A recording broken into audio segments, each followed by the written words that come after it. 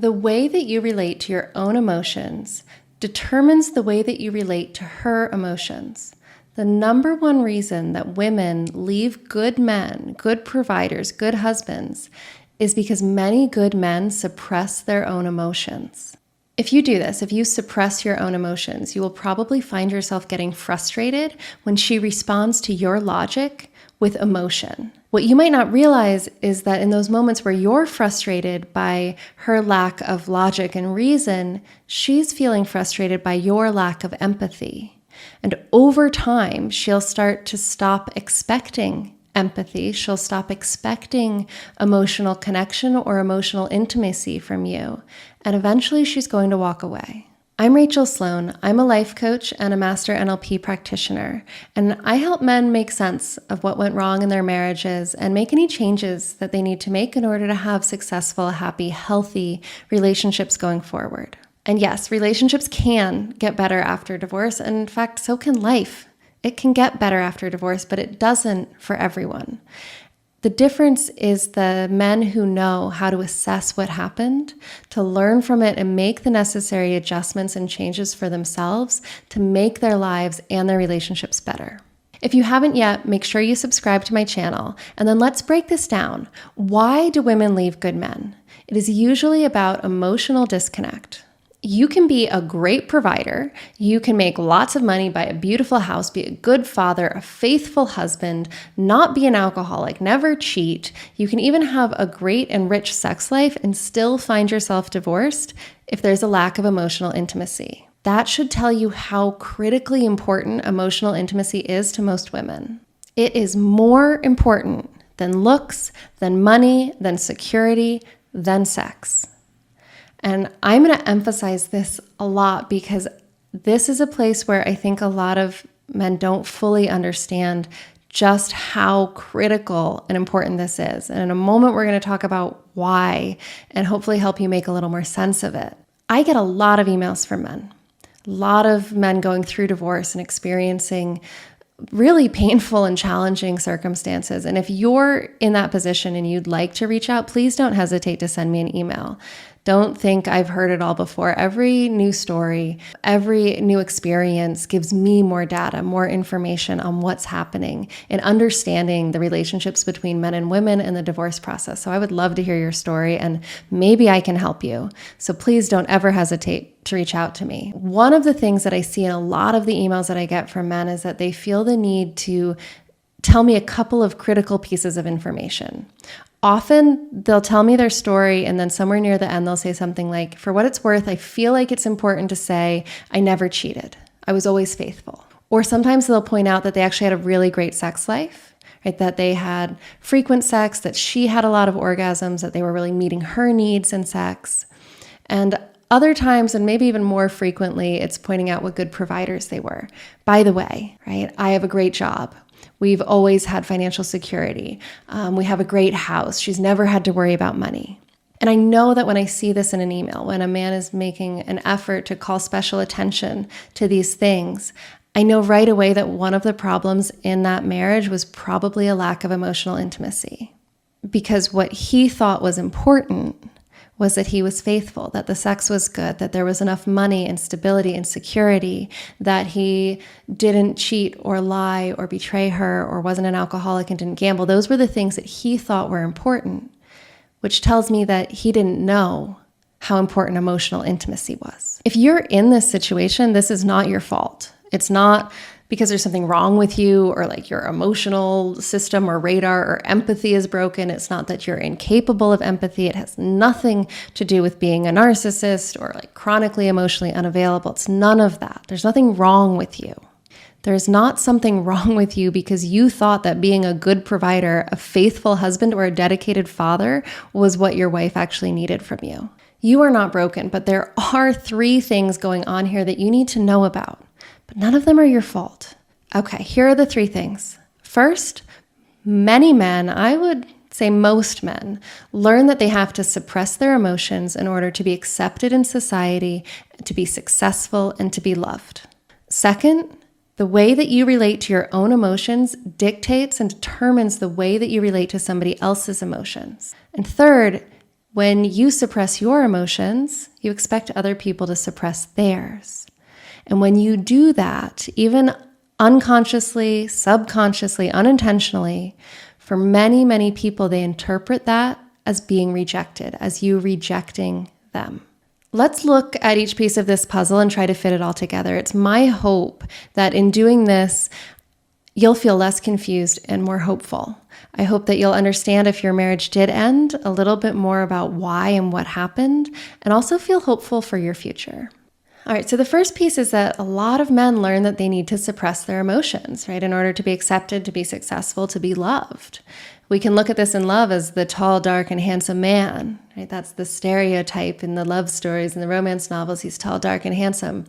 And so much of that romantic image of a man that's desirable to women is this stoic, tough, often very silent or quiet character. He's mysterious, which just means he doesn't really talk a lot.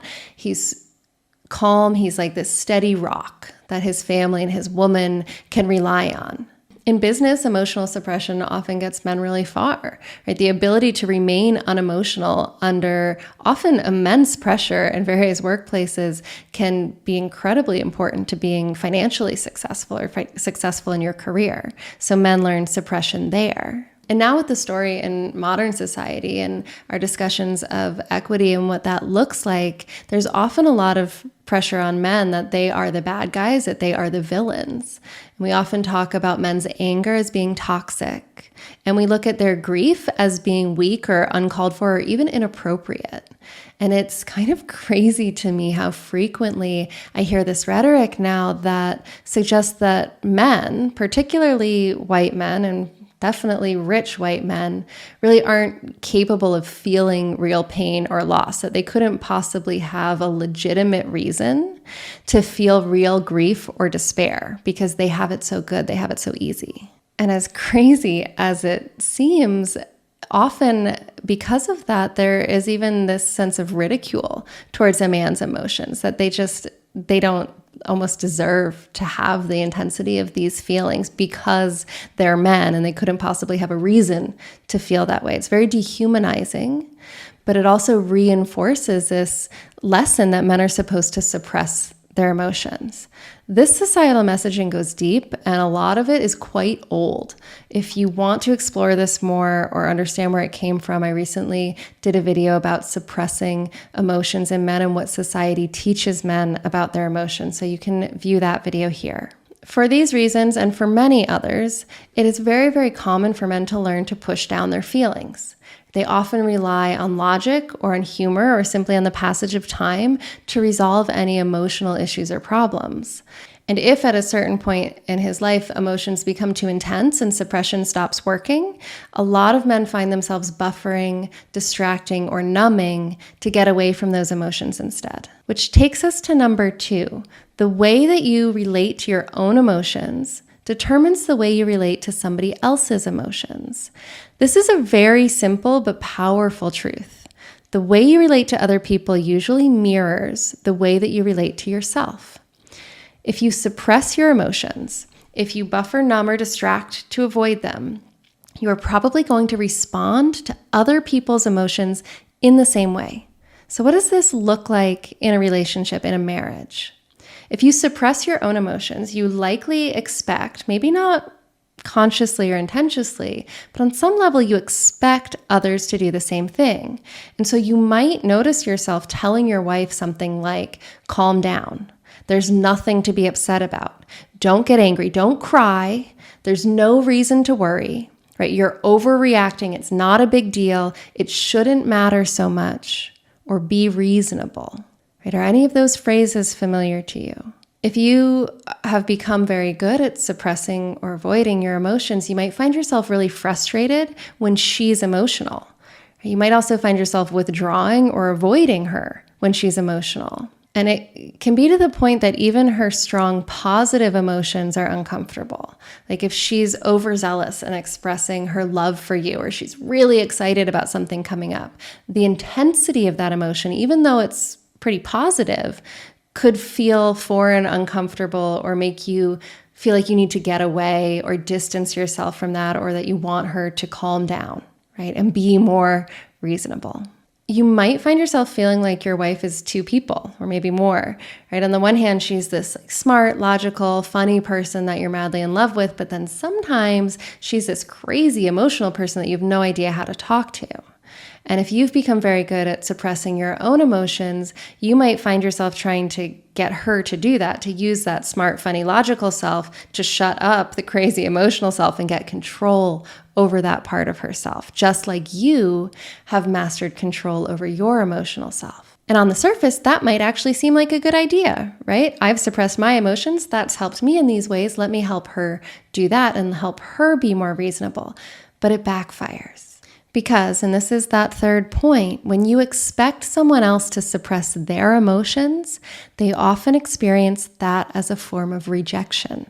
If I'm feeling sad and I am really caught up in that sadness, I might tell you I am sad, right? Not I'm feeling sad, I am sad. All of me, my whole being is sad in this moment. We use this language a lot, right? I am sad, I am angry, I am happy. And then you say, stop crying. There's nothing to be so upset about. And what is the message that I hear? I am sad. I am sad.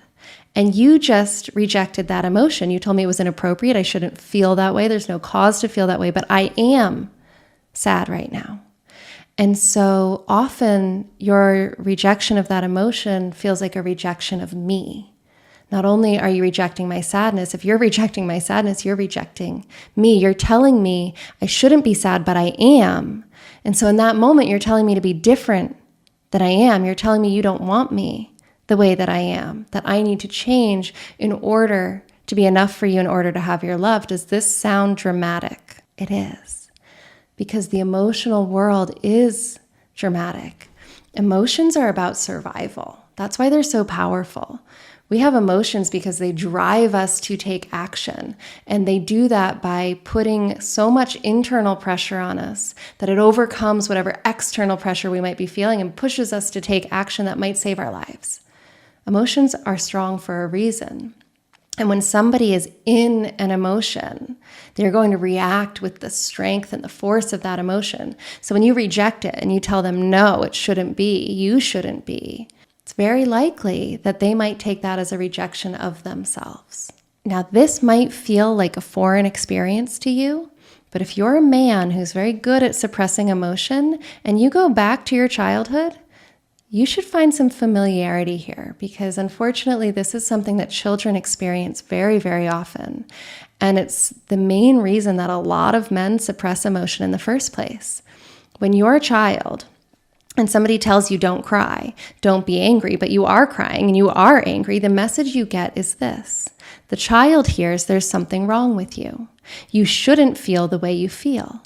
And it's not a good thing as a child for there to be something wrong with you. And so you decide you're going to try very hard to fix that thing, right? You're not going to feel that way anymore. You're going to do everything you can to stop it, to control it. And that is what a lot of young boys learn how to do. It's the beginning of their emotional suppression, and it's a message that many, many men grow up with. They are told in many different ways from many different places that they shouldn't feel many of the things that they do feel. So they learn to shove those emotions down so deep that sometimes they even forget that they're in there because they heard that message so clearly. And the message, when I feel something and you tell me I shouldn't feel it, the message that a child brain hears is something is wrong with you. You shouldn't feel what you feel and you need to change if you want me to love you. If you're a man who suppresses your emotions, I am willing to bet that at some point in your childhood you heard that message, you learned that message. And that is the same message that your wife, that your partner is hearing when you reject their emotions. It's not the message you want them to hear, right? In fact, it's the opposite of the message you want them to hear. You're trying to help them. You want them to feel better, and you definitely want them to know and understand how much you love and care about them. Right? Your intention is to help them feel loved, to help them understand how much you care. But the unintended message that gets through is that you need them to be different, that they're not good enough, that they're not the way they should be in order for you to accept and love them. If you've ever had an argument with an emotional woman, you know about this. because you've had that experience, that moment that you ask her to stop being emotional, what happens? The moment she's in it and emotional and you say, you need to be reasonable, you're overreacting, you shouldn't be so upset, a huge wedge gets driven between the two of you. The effect is almost instant. That wedge is the moment she's just interpreted what you said as I'm not enough, you don't love me the way I am, I shouldn't be who I am. And if that happens again and again and again, she will start to believe that you don't actually love her, that your rejection of her emotions is a rejection of her. And she might start to think that you can't understand her, and then she'll withdraw emotionally. And this is where I think so many men really get screwed in relationships, because when that happens, they don't necessarily see it. Right? If you've learned to suppress your emotions, and then that's what you expect from someone else, if she starts withdrawing emotionally, you might not recognize that because it seems normal to you to suppress those emotions. In fact, it might seem like things are better or peaceful or you're getting along because you're not having these big fights. And so you might never notice that she's stopped trying to get you to understand her emotionally, that she's stopped trying to connect with you emotionally and think that things are okay. But in the meantime, she's been feeling rejected and disconnected the whole time. She's just stopped trying to tell you about it. And then eventually she leaves, and often you can be completely blindsided by that. It's not your fault. It's because you learned that you were supposed to suppress your emotions, that you had to suppress your emotions, and you became very good at it. And then that bled into the way that you relate to her, that you connect to her. And it limited your ability to connect emotionally or even to realize what was going on emotionally for her. Fortunately, you can change this cycle, and it's never too late. Even if you are divorced, even if you have been divorced multiple times, even if you think you are too old to get back out there and date, and trust me, that can be any age. I have heard from men who are 30, who are 60 or 70, that they think they're too old to go back out and date. It doesn't matter. You can always learn to access those emotions and to connect in a deep emotional way with other people, and that is going to transform your relationships, romantic relationships and other relationships in your life. It is work that is well worth doing, even if you're already divorced. In fact, especially if you are already divorced, let's make things better after this. Let's not repeat this. You didn't choose to learn to suppress your emotions. This wasn't a conscious act on your part, and it's not your fault. But now that you know about it, you do have the power to start to change it. And the how to do that is exactly what I talk about in the next video. It's called Relationships Can Be Better After Divorce. And I'm going to walk you through how you can undo this emotional suppression wiring and start to enjoy happier, healthier relationships, no matter what's happened up until this point. Okay, so check it out. I'll see you in the next video, and we'll start exploring how you can actually begin working with your emotions instead of shoving them down in a way that's going to transform your relationships and also help you deal more effectively with intense and overwhelming emotions themselves. All right, I'll see you in there. It's called Relationships Can Be Better After Divorce, and it's coming up right now.